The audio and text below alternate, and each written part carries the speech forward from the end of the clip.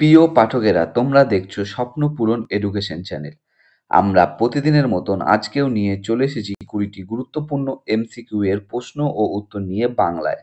বাংলায় গুরুত্বপূর্ণ প্রশ্নোত্তরগুলো প্রতিদিন পাওয়ার জন্য আমাদের চ্যানেলটি লাইক, কমেন্ট, শেয়ার এবং সাবস্ক্রাইব করতে ভুলো না। সাবস্ক্রাইব করে বেল আইকনটি প্রেস করে নিও, তাহলে নতুন নতুন ভিডিওর নোটিফিকেশনগুলো তোমরা খুব সহজেই পেয়ে যাবে। এবং আপকামিং পরীক্ষার জন্য এই প্রশ্ন উত্তরগুলো কিন্তু খুব গুরুত্বপূর্ণ, তাই ভুলেও কেউ ভিডিওটা স্কিপ করো না, পুরো ভিডিওটা অবশ্যই মনোযোগ সহকারে দেখো। নতুন যারা আমাদের চ্যানেল প্রশ্ন উত্তরের ভিডিওগুলো দেখছো তারা অবশ্যই লাইক, কমেন্ট, শেয়ার এবং সাবস্ক্রাইব করে বেল আইকনটি প্রেস করে নিও। তোমরা তোমাদের বন্ধু বান্ধব এবং আত্মীয় স্বজন যারা চাকরির পরীক্ষার প্রস্তুতি নিচ্ছে তাদের সবাইকে এই ভিডিওগুলো শেয়ার করো, এবং তারা যাতে আপকামিং পরীক্ষায় এই প্রশ্ন উত্তরগুলো পেয়ে উপকৃত হতে পারে।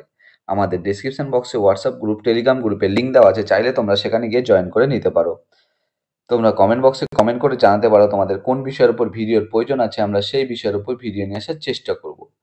এবং তোমরা কিন্তু প্রশ্নগুলো দেখা মাত্রই কমেন্ট বক্সে উত্তর করার চেষ্টা করবে এবং সর্বশেষে কমেন্ট বক্সে কমেন্ট করে জানাবে কটি উত্তর সঠিক করতে পেরেছো। তাই আর সময় নষ্ট না করে চলে আসি আজকের প্রথম প্রশ্নে। আজকের প্রথম প্রশ্ন, 1 নম্বর প্রশ্ন, মল্ল মহাজন পদের রাজধানী কোথায় ছিল? তোমাদের সামনে 4টে অপশন রয়েছে। 4টে অপশনের মধ্যে সঠিক উত্তরটি হয়ে যাবে অপশন বি, পাওয়াপুরী। মল্ল মহাজন পদের রাজধানী ছিল পাওয়াপুরীতে। পরবর্তী প্রশ্ন, 2 নম্বর প্রশ্ন, দ্বিতীয় গোলটেবিল বৈঠক কত সালে অনুষ্ঠিত হয়? তোমাদের সামনে 4টে অপশন রয়েছে। 4টে অপশনের মধ্যে সঠিক উত্তরটি হয়ে যাবে অপশন এ, 1931 সালে। দ্বিতীয় গোলটেবিল বৈঠক 1931 সালে অনুষ্ঠিত হয়। এটি কিন্তু 1931 সালে 7ই সেপ্টেম্বর কিন্তু অনুষ্ঠিত হয়েছিল, এবং এটি 7ই সেপ্টেম্বর থেকে 1 ডিসেম্বর পর্যন্ত কিন্তু চলেছিল। এই দ্বিতীয় গোলটেবিল বৈঠকে কিন্তু গান্ধী আরোইন চুক্তিও বলা হয়। পরবর্তী প্রশ্ন, 3 নম্বর প্রশ্ন, রিল্যাপসিং জ্বরের রোগ কে বহন করে? তোমাদের সামনে 4টে অপশন রয়েছে। 4টে অপশনের মধ্যে সঠিক উত্তরটি হয়ে যাবে অপশন এ, উকুন।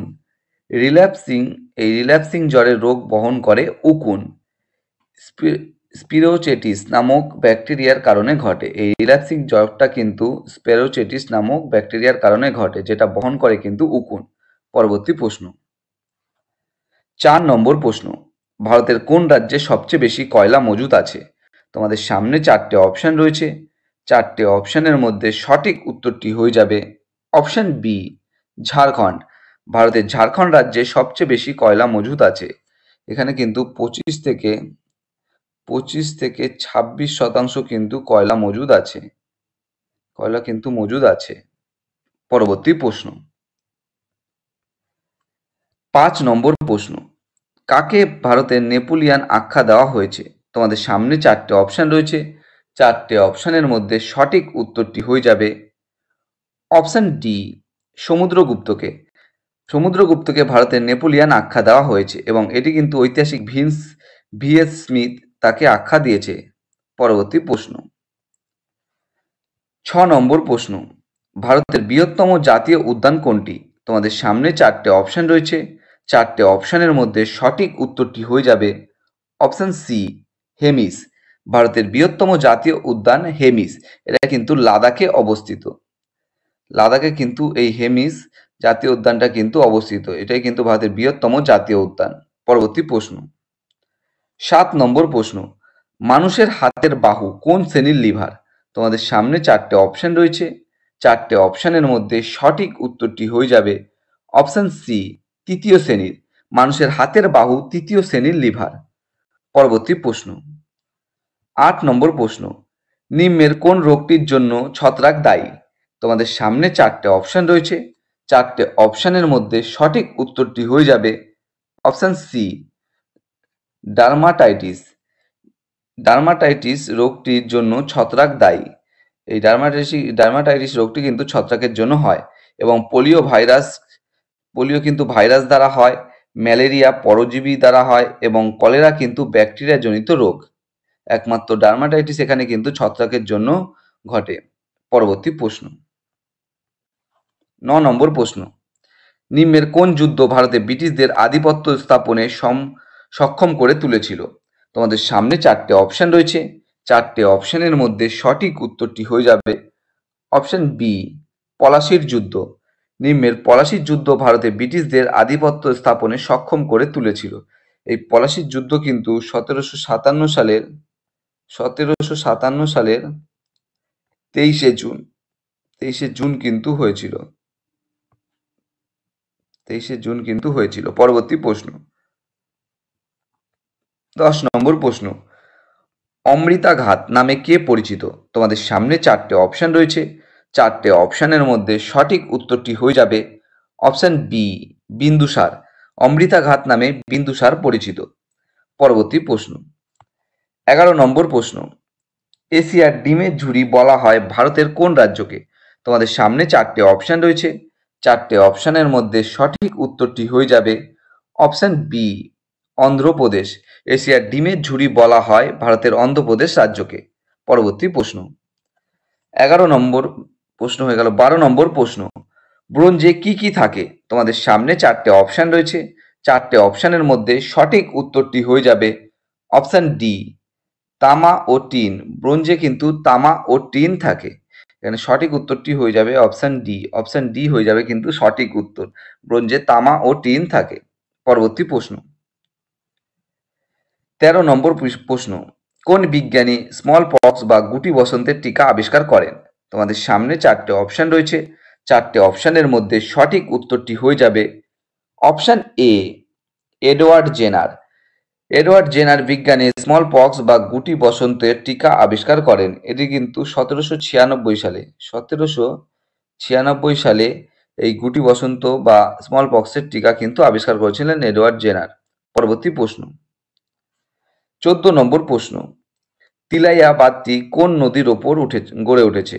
তোমাদের সামনে চারটে অপশন রয়েছে, চারটে অপশনের মধ্যে সঠিক উত্তরটি হয়ে যাবে অপশন এ, বরাকর। তিলাইয়া বাঁধটি বরাকর নদীর ওপর গড়ে উঠেছে। এটি ভারতের ঝাড়খণ্ড রাজ্যের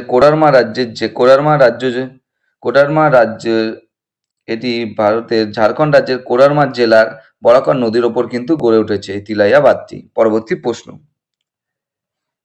15 নম্বর প্রশ্ন, সব লাল হো জায়গা এই উক্তিটি কার? তোমাদের সামনে চারটে অপশন রয়েছে, চারটে অপশনের মধ্যে সঠিক উত্তরটি হয়ে যাবে অপশন এ, রঞ্জিত সিং। সব লাল হো জায়গা এই উক্তিটি রঞ্জিত সিং এর। পরবর্তী প্রশ্ন, 16 নম্বর প্রশ্ন, কোন ভিটামিনের রাসায়নিক নাম ফলিক অ্যাসিড? তোমাদের সামনে চারটে অপশন রয়েছে, চারটে অপশনের মধ্যে সঠিক উত্তরটি হয়ে যাবে অপশন ডি, ভিটামিন বি9। ভিটামিন বি9 এর রাসায়নিক নাম ফলিক অ্যাসিড। এখানে সঠিক উত্তরটি হয়ে যাবে অপশন ডি, ফলিক অ্যাসিড কিন্তু ভিটামিন বি9 এর রাসায়নিক নাম। পরবর্তী প্রশ্ন, 17 নম্বর প্রশ্ন, 100 ml বিশুদ্ধ রক্তে অক্সিজেনের পরিমাণ কত থাকা উচিত? তোমাদের সামনে চারটে অপশন রয়েছে, চারটে অপশনের মধ্যে সঠিক উত্তরটি হয়ে যাবে অপশন সি, 20 ml। 100 ml বিশুদ্ধ রক্তে অক্সিজেনের পরিমাণ 20 ml থাকা উচিত। পরবর্তী প্রশ্ন, 18 নম্বর প্রশ্ন, অসহযোগ আন্দোলন শুরু হয় কত সালে? তোমাদের সামনে চারটে অপশন রয়েছে, চারটে অপশনের মধ্যে সঠিক উত্তরটি হয়ে যাবে অপশন সি, 1920 সালে। অসহযোগ আন্দোলন শুরু হয় 1920 সালে। এটি কিন্তু শুরু করেছিল মহাত্মা গান্ধী। জালিয়ানওয়ালাবাগ হত্যাকাণ্ডের মতো নির্মম ঘটনার প্রতিবাদে এবং ভারতীয়দের প্রতি ব্রিটিশ সরকারের অবিচারের বিরুদ্ধে রুখে দাঁড়ানোর জন্য মহাত্মা গান্ধী এই অসহযোগ আন্দোলন কিন্তু শুরু করেছিল 1920 সালে। পরবর্তী প্রশ্ন, 19 নম্বর প্রশ্ন, রাজাবলি গ্রন্থের রচয়িতা কে? তোমাদের সামনে কিন্তু চারটে অপশন রয়েছে, চারটে অপশনের মধ্যে সঠিক উত্তরটি হয়ে যাবে অপশন এ, মৃত্যুঞ্জয় বিদ্যালঙ্কার। রাজাবলি গ্রন্থের রচয়িতা মৃত্যুঞ্জয় বিদ্যালঙ্কার। তিনি কিন্তু 1808 সালে এই রাজাবলি গ্রন্থটি কিন্তু রচনা করেছিলেন। পরবর্তী প্রশ্ন, 20 নম্বর প্রশ্ন এবং আজকের শেষ প্রশ্ন, পাল্লাভারাম প্রজেক্ট কোন নদীর সাথে সম্পর্কিত? তোমাদের সামনে চারটে অপশন রয়েছে, চারটে অপশনের মধ্যে সঠিক উত্তরটি হয়ে যাবে option D, Godavari. Polavaram project Godavari নদীর সাথে সম্পর্কিত। এটি কিন্তু অন্ধ্রপ্রদেশ রাজ্যে গড়ে উঠেছে। পাল্লাভারাম প্রজেক্টটা কিন্তু গোদাবরী নদীর সাথে সম্পর্কিত এবং এটি অন্ধ্রপ্রদেশ রাজ্যে কিন্তু গড়ে উঠেছে। বন্ধুরা, তোমাদের জন্য আজকে এই 20টাই প্রশ্ন উত্তর ছিল। 20টি প্রশ্ন উত্তরের মধ্যে তোমরা কটি সঠিক উত্তর দিতে পেরেছো অবশ্যই কমেন্ট বক্সে কমেন্ট করে জানিও। এবং তোমরা কিন্তু প্রশ্ন উত্তরগুলো পেয়ে যদি উপকৃত হয়ে থাকো অবশ্যই আমাদের চ্যানেলটি লাইক, কমেন্ট, শেয়ার এবং সাবস্ক্রাইব করে দিও। তোমরা কিন্তু অবশ্যই 20টা প্রশ্নের মধ্যে কটি সঠিক করতে পেরেছো অবশ্যই কিন্তু কমেন্ট বক্সে কমেন্ট করে জানাও। এবং এখনো পর্যন্ত যারা আমাদের চ্যানেলটি লাইক, কমেন্ট, শেয়ার এবং সাবস্ক্রাইব করেনি তারা অবশ্যই লাইক, কমেন্ট, শেয়ার এবং সাবস্ক্রাইব করে বেল আইকনটি প্রেস করে নিও। তোমরা তোমাদের বন্ধু-বান্ধব, আত্মীয়-স্বজন যারা চাকরির পরীক্ষার প্রস্তুতি নিচ্ছে তাদের সবাইকে কিন্তু ভিডিওগুলো শেয়ার করো যাতে তারাও আপকামিং পরীক্ষায় প্রশ্নোত্তরগুলো পেয়ে উপকৃত হতে পারে। আমাদের ডেসক্রিপশন বক্সে হোয়াটসঅ্যাপ গ্রুপ, টেলিগ্রাম গ্রুপের লিঙ্ক দেওয়া আছে, চাইলে তোমরা সেখানে কিন্তু জয়েন করে নিতে পারো। তোমরা কমেন্ট বক্সে কমেন্ট করে জানাতে পারো তোমাদের কোন বিষয়ের উপর ভিডিওর প্রয়োজন আছে, আমরা সেই বিষয়ের উপর ভিডিও নিয়ে আসার চেষ্টা করব। এবং তোমরা কিন্তু আমাদের চ্যানেলটি অবশ্যই লাইক, কমেন্ট, শেয়ার এবং সাবস্ক্রাইব করে দিও। তোমরা সবাই সুস্থ থেকো, ভালো থেকো। দেখা হবে আবার পরবর্তী একটি নতুন ভিডিওতে। ধন্যবাদ সবাইকে।